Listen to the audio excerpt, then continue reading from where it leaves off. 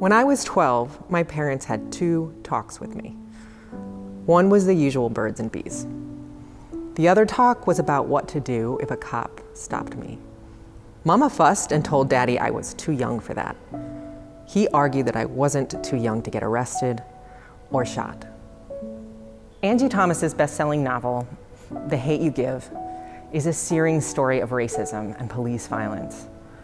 The book follows the main character, Star, after her friend Khalil, an unarmed black boy, is shot and killed by a white police officer. The Hate U Give is fiction, but the truth is policing differs based on the community where you live and the color of your skin. Many black children in Mississippi aren't allowed to have a childhood. When a white child and a black child make the same mistake, the white child is labeled immature. The black child is labeled a criminal. We see it all the time. Where a white child might end up in juvenile hall or simply be sent home with a lecture, a black child is thrown into adult jail and into the adult criminal legal system. MCJ and its partners advocate for these vulnerable black children. We represent children who've been tried as adults to get them out of the adult criminal legal system. We work with other advocacy groups to fight for the law to be applied more fairly to every child in Mississippi, no matter what they look like. The work to change this kind of systemic discrimination isn't limited to the legal field. Tonight, MCJ is honored to recognize Angie Thomas, who is using her creative skills to speak out for marginalized people and to inspire her readers to call out injustice. Angie was born, raised, and still lives in Jackson, Mississippi. Her award-winning debut novel, The Hate U Give, started as a senior project when she was a student at Belhaven College. The book debuted at #1 on the New York Times bestseller list and was adapted into a critically acclaimed film. Angie's subsequent novels, On the Come Up and Concrete Rose, also made the New York Times bestseller list. Angie grew up in a world where not every child is guaranteed a childhood.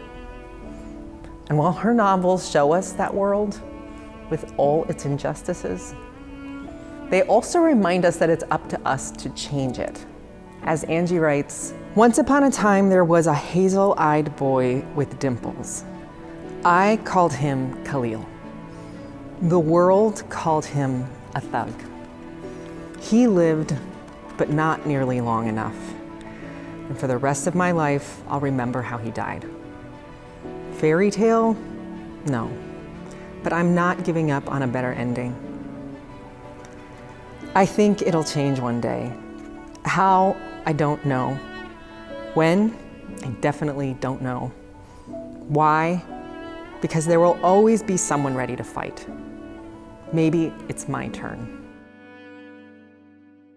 MCJ is honored to recognize Pathfinder Angie Thomas.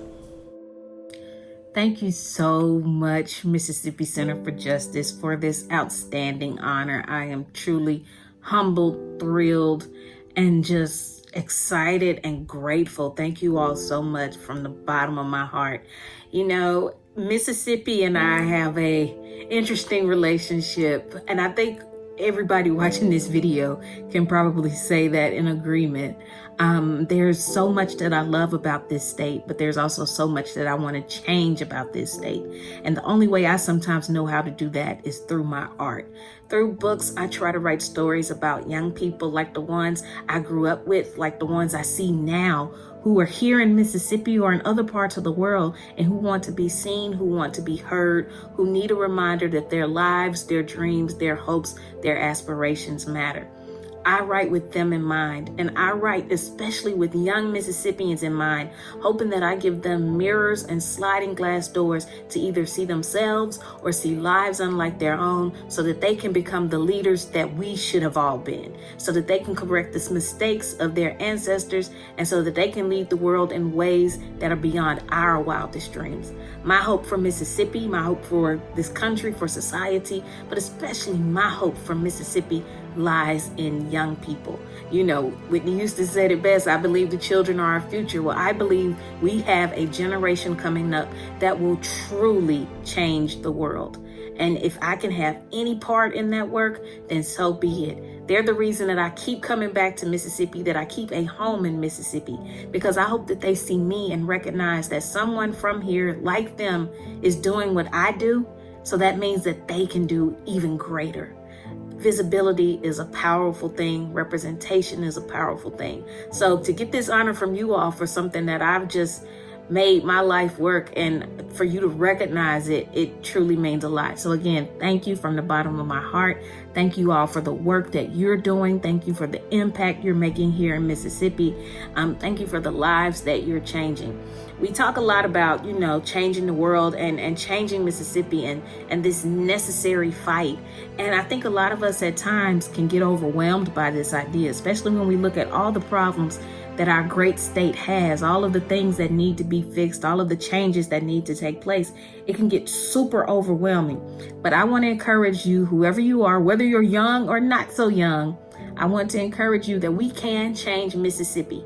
We can change Mississippi. How?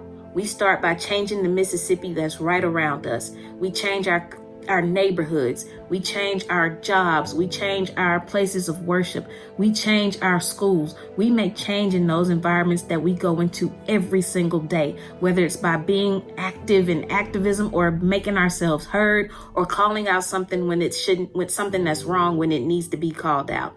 We can change Mississippi. It starts with you, it starts with me, but it starts with us doing it in our small worlds so that we can make a greater impact on the entire world.